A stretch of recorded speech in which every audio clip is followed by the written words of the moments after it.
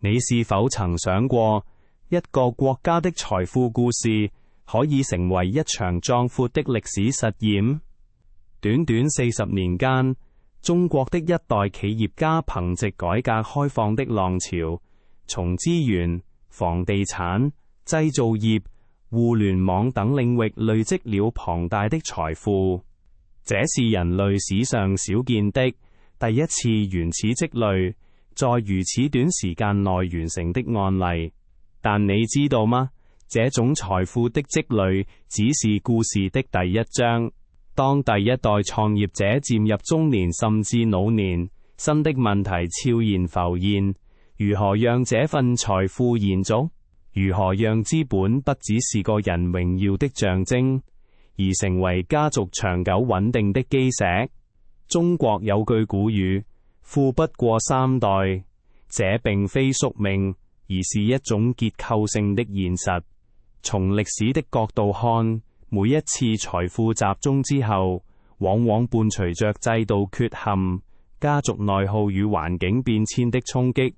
中國的第一代富人大多出生於資源稀缺、制度轉型的年代，他們習慣於拼搏與找機會，憑藉靈活與膽識迅速崛起。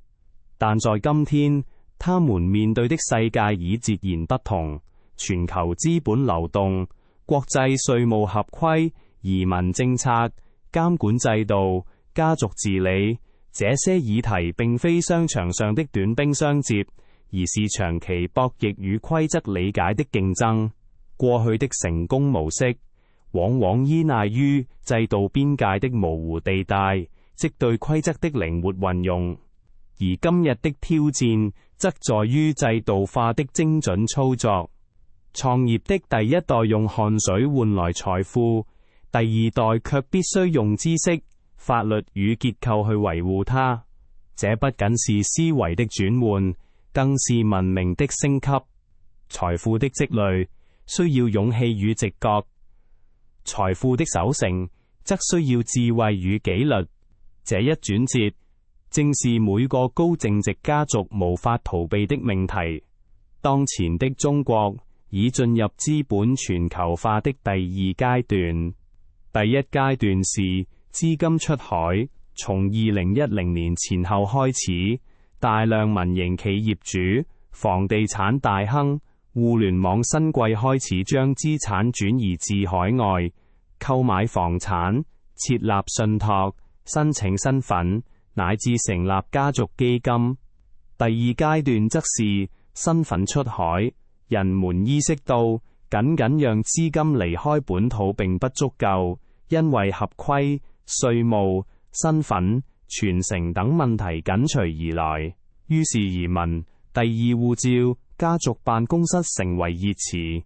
但值得警醒的是，資本出海並非逃避，而是一種全球生存戰略的延伸。在世界範圍內，真正能維持跨世代財富的家族，無不具備全球視野。因此，出海的真正意義不在於地理轉移，而在於制度重構。當一位中國企業家將資金轉移到香港、新加坡或倫敦時，他不僅是在尋找更安全的資產配置環境，更是在參與一場全球規則的再教育。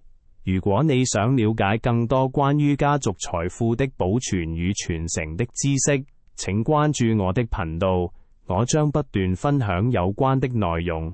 謝謝你的收看，謝謝你的收看。